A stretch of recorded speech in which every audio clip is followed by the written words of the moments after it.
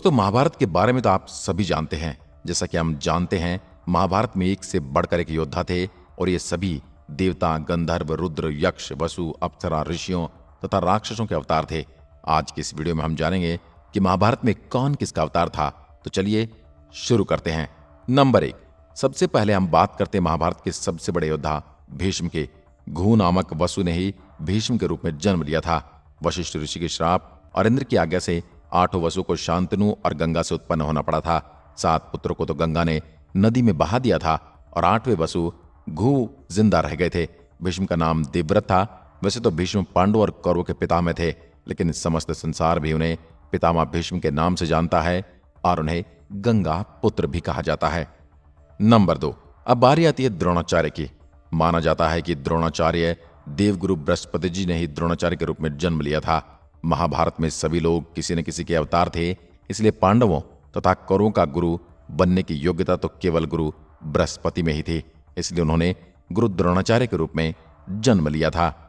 Number 3, अब हम बात करने वाले हैं महाभारत के सर्वश्रेष्ठ योद्धा यानी अर्जुन की। अर्जुन माता कुंती और महाराज पांडु के पुत्र थे। कुंती ने इंद्र से वरदान में पुत्र मांगा था और उससे उन्होंने अर्जुन की प्राप्ति हुई थी। अर्जुन सर्वश्रेष्ठ धनुर्धर थे और इस युद्ध के महान नायक भी थे। इन्हें सव्यसाची भी कहा जाता है। इसका अर्थ है अर्जुन दाएं और बाएं दोनों ही हाथों से अचूक निशाना लगाने में माहिर थे। श्री कृष्ण ने अर्जुन को महाबाहु भी कहा था। अर्जुन की भुजाओं में इतना बल था कि साधारण धनुष तो प्रत्यंचा खींचते ही टूट जाया करते थे। इसलिए अर्जुन के पास 4 हाथ लंबा गांडीव धनुष था, जिससे इन्हें गांडीवधारी भी कहा गया है। अर्जुन ने अपनी तपस्या से महादेव को प्रसन्न कर महादेव से पशुपतास्त्र अस्त्र भी ले लिया था। इन्हें नर और नारायण में से नर कहा गया है। नंबर 4, अब बारी आती है महाबली भीम की। भीम को पवन पुत्र कहा जाता है। इस वजह से यह हनुमान जी के भाई भी थे। कहते कि भीम में 10,000 हाथियों का बल था। भीम ने गदा युद्ध की कला बलराम जी से सीखी थी। भीम ने ही दुर्योधन सहित गांधारी के 100 पुत्रों का वध किया था। द्रौपदी के अलावा भीम की पत्नी का नाम हिडिंबा था, जिससे भीम का परमवीर पुत्र घटोत्कच उत्पन्न हुआ था। नंबर 5, अब बात कर लेते हैं ज्येष्ठ पांडुपुत्र युधिष्ठिर की। युधिष्ठिर को धर्मराज भी कहा जाता है। वे सत्वादिता एवं धार्मिक आचरण के लिए विख्यात हैं। अनेक धर्म संबंधी प्रश्न एवं उनके उत्तर युधिष्ठिर के मुख से महाभारत में कहलाए गए थे। द्रौपदी के अलावा उनकी देविका नामक एक और पत्नी भी थी। द्रौपदी से प्रतिविंध्य और देविका से घोगे नामक उनके 2 पुत्र थे।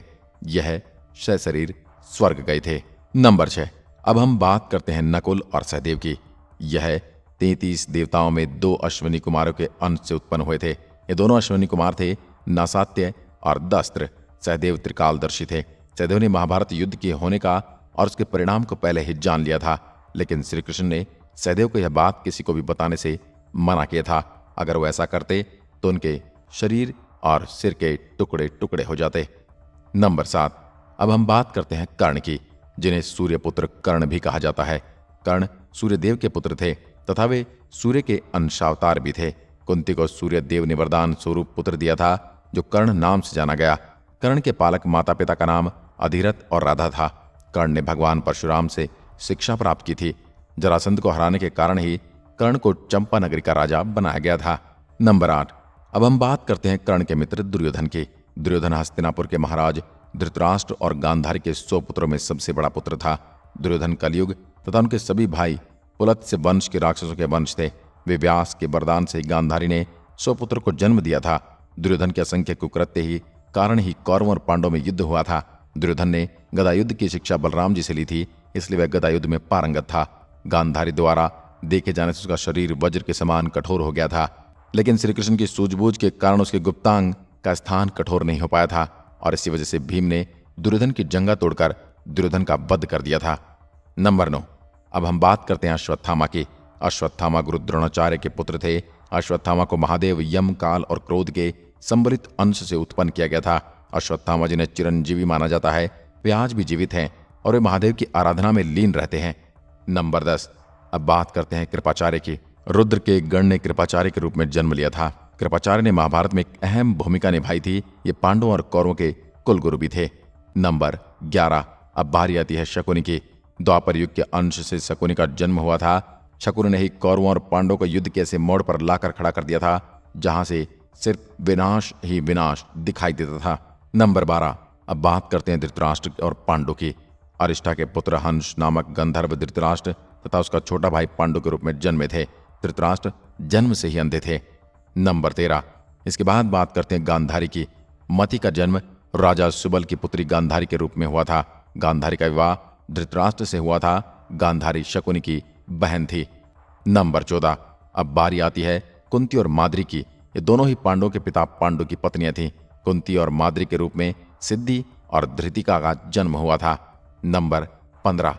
अब हम रुक्मणी और द्रौपदी की बात करते हैं। राजा भीष्मक की पुत्री रुक्मणी के रूप में लक्ष्मी जी ने जन्म लिया था और द्रौपदी के रूप में इंद्राणी ने जन्म लिया था। नंबर 16। अब बात करते हैं महाभारत के सबसे श्रेष्ठ और सबके चहीते पात्र की। हम बात कर रहे हैं देवकी और वासुदेव की 8वीं संतान की, यानी भगवान श्री कृष्ण की। दोस्तों, इतना तो हम सभी भली भांति जानते हैं कि श्री कृष्ण भगवान विष्णु के अवतार हैं। तो आइए हम थोड़ा और जान लेते हैं। भगवान कृष्ण 64 कला अष्ट सिद्धियों से पूर्ण भगवान विष्णु के परम अवतार हैं और ये भी माना जाता है कृष्ण पिछले जन्म में मनु थे, जिन्होंने सहस्त्र कवच नामक राक्षस का वध अपने अंशावतार के साथ किया था। नंबर 17। अब बात करते हैं श्री कृष्ण के बड़े भाई बलराम जी की। महाबली बलराम शेषनाग के अवतार थे। जब कंस ने देवकी और वासुदेव के 6 पुत्रों को मार डाला, तब देवकी ने गर्भ में भगवान बलराम पधारे थे, जिसके बाद योगमाया ने उन्हें नंद बाबा के यहाँ निवास कर रही श्री रोहिणी जी के गर्भ में पहुंचा दिया था। बलवानों में श्रेष्ठ होने के कारण उन्हें बलभद्र भी कहा जाता है। कृष्ण के बड़े भाई होने के नाते भी उन्हें बलदाऊ या दाऊ जी भी कहा जाता है। बलराम जी की पत्नी का नाम रेवती था। महाभारत युद्ध के समय बलराम जी तटस्थ होकर तीर्थ यात्रा के लिए चले गए थे और ऐसा भी माना जाता है कि यदुवंश के संहार के बाद उन्होंने समुद्र तट पर आसन लगाकर अपने जीवन लीला का अंत कर लिया था। दोस्तों, आज की वीडियो में बस इतना ही। अगर वीडियो पसंद आए तो लाइक कीजिए और ऐसी वीडियो देखने के लिए हमारे चैनल को भी सब्सक्राइब कीजिए। धन्यवाद।